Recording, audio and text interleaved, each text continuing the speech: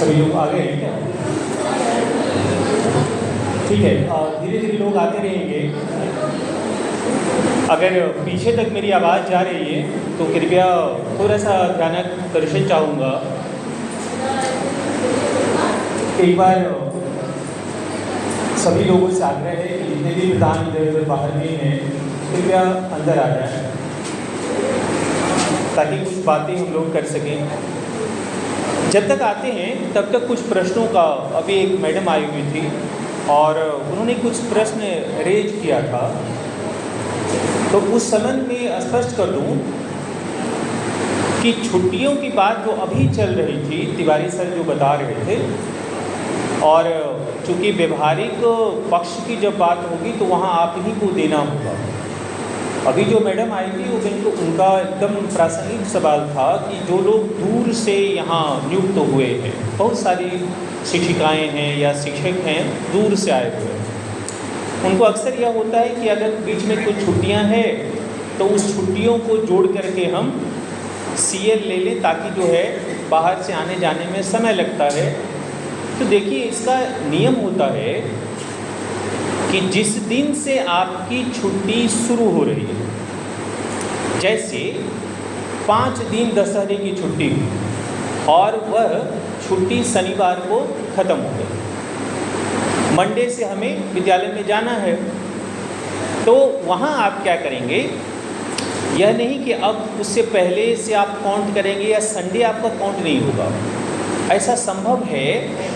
हालांकि कोशिश यह की जानी चाहिए कि अगर लंबी छुट्टी है तो लंबी छुट्टी में छुट्टियों से पहले या फिर छुट्टियों के बाद, दोनों में से एक कंडीशन में ज़रूर उस शिक्षक का, उस प्रधान का साइन अनिवार्य होता है। अगर वह नहीं कोई आपकी बात मान रहे हैं तो उस स्थिति में फिर आप क्या करेंगे? आपका काम है कहना, लेकिन यह जरूर उनको कहिए कि दोनों में से कम एक में जो है वो रहे। ऐसा संभव है कि छुट्टी के बाद वो अपना CL लेकर के इलाज से ही संबंधित बात है या उनका कुछ और अपना पारिवारिक समस्याएं हैं, उसमें उन्हें जाना है। तो अब देखिए, लेकिन आपको यह ध्यान देना है कि कोई भी छुट्टी, चाहे वो SL हो या CL हो, अगर एक साथ हो रहा है तो सभी छुट्टियाँ, बीच में संडे है, सबको जोड़ करके 12 दिन से ज़्यादा किसी भी सूरत में छुट्टी बढ़नी नहीं चाहिए। अगर 13वें दिन वो व्यक्ति नहीं आता है तो फिर वो छुट्टी में वो या तो अनुपस्थित माने जाएंगे या फिर वो छुट्टी जो है किसी और छुट्टी में कन्वर्ट हो जाएगा, वो मेडिकल में चले जाएंगे। तो इसलिए जो है इस चीज़ का ख्याल रखना है। उसके अलावा एक और रूल जान लीजिए कि आप किसी भी शिक्षक को लगातार 8 दिन से ज़्यादा CL एक बार में नहीं दे सकते हैं। अगर 8 दिन से ज़्यादा आप CL दे रहे हैं तो आप अपने अधिकार का हनन कर रहे हैं, इसीलिए इस चीज़ का ध्यान रखें। उसके अलावा अभी मैडम का एक और प्रश्न था कि VSS जो है उसकी अभी तक आपके यहाँ शायद गठन पहले से हुआ होगा, आपको जानकारी नहीं है, क्योंकि विद्यालय पहले से रन कर रही है, तो गठन जरूर हुआ होगा वहाँ। आप उसको री करते हैं पुनः। अगर वैसे भी अगर आपके यहाँ VSS गठन पहले से हो रखा है तो उसका कार्यकाल होता है 3 वर्षों का। VSS जो है वो 3 वर्षों का, और हाई स्कूल में जो प्रबंध कारिणी समिति होती है वो 5 वर्षों का होता है। लेकिन आपको नियम है कि आपको प्रत्येक महीने उसकी एक बार बैठक करनी है। अगर आपके यहाँ हो रहा है तो बहुत बढ़िया, अगर नहीं हो रहा है तो आप सबको पता है VSS के जो अध्यक्ष होते हैं वो कौन होते हैं? आपके वार्ड सदस्य होते हैं। उसके अलावा सचिव, माता में से जो चुनी जाती है वो उनकी सचिव होती है। तो आप उनसे कंसेंट लेकर के जो है जिस दिन आपको करना है कोई बैठक, जो मैडम आपका प्रश्न था, तो अब जैसे अभी आप नई बनी हैं, लेकिन नए बनने से क्या मतलब है? पहले से VSS तो रन वहाँ कर रहा है ना, तो आपको अलग से कुछ नहीं लिखना है। उसी रजिस्टर के आगे आप लिखेंगी कि आज जो है दिनांक इतना तारीख को विद्यालय में जो शिक्षक या उनके और सदस्य विज्ञान के शिक्षक होते हैं, सोशल साइंस के शिक्षक होते हैं, या आसपास के जो अगर कोई हो तो ठीक है, नहीं तो आप लिखेंगे कि विद्यालय के प्रधान होने के नाते मैंने जब इस विद्यालय में अपना कार्यभार संभाली हूँ, उसके बाद मैंने एक बैठक VSS की आहूत की है, जिसमें अपेक्षा है कि सभी सदस्य उसमें उपस्थित होंगे।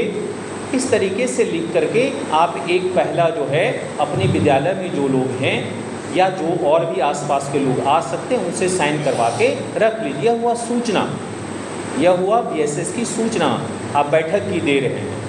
कुछ स्कूलों में VSS के 2 रजिस्टर भी बनते हैं। एक रजिस्टर हुआ जिसमें कि अगर कोई कार्यवाही हुई तो उनके बारे में लिखा जाता है, और दूसरा सूचना उससे रिलेटेड, जैसे ये हमें प्रेषित करना है तो उसका जो है अलग भी एक पंजी लोग बनाते हैं।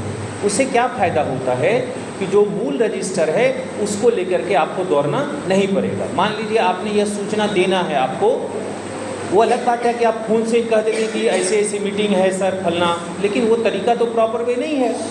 जब आप प्रॉपर चैनल के तहत जाएंगे तो उसमें आपको वह बहुत ही महत्वपूर्ण भूमिका अदा करता है। वहाँ वो रजिस्टर लेकर के किसी के मार्फत वहाँ भिजवा देंगे कि ऐसी ऐसी ये सूचना आपको दी जा रही है, उसमें जो है वो अपना साइन कर देंगे कि हाँ आपको सूचना मिल गई है। उसके बाद आप जिस डेट को चाह रहे हैं उस डेट में वो गठन कर लीजिए। ठीक है मैम, आपके समस्या का समाधान हो गया। क्या करिए, आवाज़ में आ रहा हो गया? क्या कह रही मैडम? यहाँ आवाज़ नहीं है मेरे पास।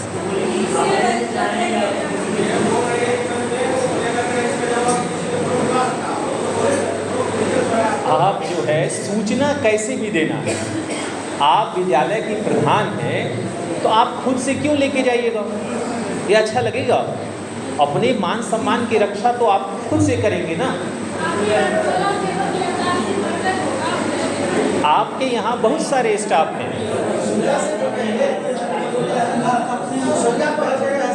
शांत हो जाएंगे। देखिए इसका क्या तरीका है, आपके यहाँ नॉन टीचिंग स्टाफ में रसोइया है, या फिर उसी वार्ड के जो स्वीपर वगैरह काम करते हैं वह भी होंगे। कहीं कहीं ऐसा होता है कि स्वीपर के माध्यम से आप भेजाए, गुस्सा गए, हमारा इज्जत नहीं किया जो है, तो हमको इज्जत से ही पेश आना है, क्योंकि काम करवाना है ना हमें। तो हमने पहले सूचना जो है फ़ोन से दे देना है कि सर ऐसे से हम जो है बैठक करना चाहते हैं, इसकी सूचना आपको जा रही है ये रजिस्टर के माध्यम से, वैसे टेलीफोनिक में पहले बता दे रही हूँ या बता दे रहा हूँ। आप उन्हें पहले दे देंगे, उसके बाद भिजवा देंगे तो वो भी अदरवाइज नहीं लेंगे। हालांकि बहुत सारे या कहेंगे 90% विद्यालयों में ऐसा आम तौर पे नहीं होता है।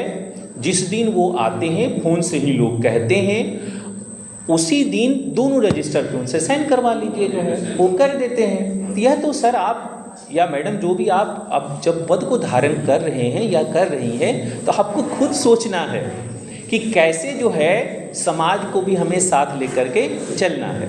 चलिए ये इस तरह की व्यवहारिक समस्याएं क्योंकि अभी नए नए आए हैं, ये आएंगे, इस पे नहीं जाना है। हम लोग का अभी का जो टॉपिक है, एक ही चीज़ पढ़ते पढ़ते वो भी थोड़ा सा हो जाता है, थोड़ा सा ट्रैक चेंज करते हैं हम लोग। और अभी का जो टॉपिक है वो टॉपिक हमारा है organisation and management of vocational education and Atal tinkering lab. इसमें 2 चीज़ है। पहला क्या है हमारा है कि वोकेशनल एजुकेशन जो व्यावसायिक शिक्षा होती है उससे संबंधित बातों को हम चर्चा करेंगे, और दूसरा उसका पक्ष जो है अटल टिंकरिंग लैब जो है। इसमें से कितने लोग ऐसे हैं जिन्होंने व्यावसायिक शिक्षा को नज़दीक से देखा है अपने विद्यालयों में होते हुए, या फिर जो है उनसे संबंधित बातों को आप अच्छी तरीके से जानते हैं? कितने ऐसे लोग हैं? व्यावसायिक शिक्षा का क्या मतलब होता है आप लोगों के अनुसार? व्यावसायिक शिक्षा किसे कहते हैं? बारी बारी से एक एक व्यक्ति कहेंगे, सब कहेंगे तो कोलाहल होता है। जिससे धन उपार्जन किया जा सके। चलिए सर आप क्या कह रहे हैं? रोजगार से जुड़ा हुआ हो, ये भी सही है। हाँ तो ये ऐसी शिक्षा जो प्रारंभ में ही डायरेक्ट रोजगार से जोड़ता हो, ठीक है, रोजगार। कमोबेश वही बातें आ रही है। कोई ऐसी शिक्षा जिससे धन की प्राप्ति हो, जैसे हम लोग वो आ चुका है, धन वाली बातें सर ने कह दिया है ना। ये देखिए, ये विभिन्न तरह के जो बातें व्यवसायिक शिक्षा से संबंधित है। अब हमें ये बताइए, पहली कक्षा के आप लोग 1 to 5 के हैं, तो पहली कक्षा में बच्चों को हम क्या व्यवसायिक शिक्षा देंगे? कभी आपने देखा है कि पहली कक्षा में व्यवसायिक शिक्षा सीधे उनको दिया जाए और वहाँ से शिक्षा ग्रहण करने के बाद उसे नौकरी मिल जाएगी? आपको लगता है क्या? तो फिर रोजगार की बात उसमें कहाँ से आ गई?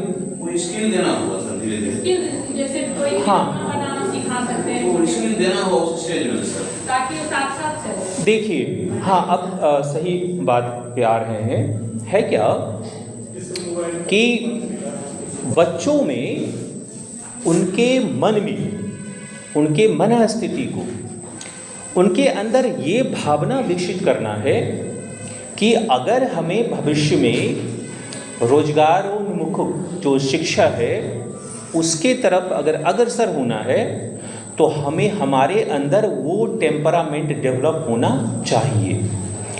आपने देखा होगा कि 1 और 2 क्लास में जो NCERT के द्वारा किट मुहैया कराया गया है, वो किट क्या है? उसमें बहुत सारे खेल खिलौने से संबंधित बातें होती है। खेल 1 क्लास का बच्चा जो है, रोजगार से उसको क्या मतलब? वो जो खेलने का उम्र है, तो उस समय में वो कुछ भी नहीं समझेगा। Incoming call from Roshan Singh, DEO office, Sahasa identified by Truecaller.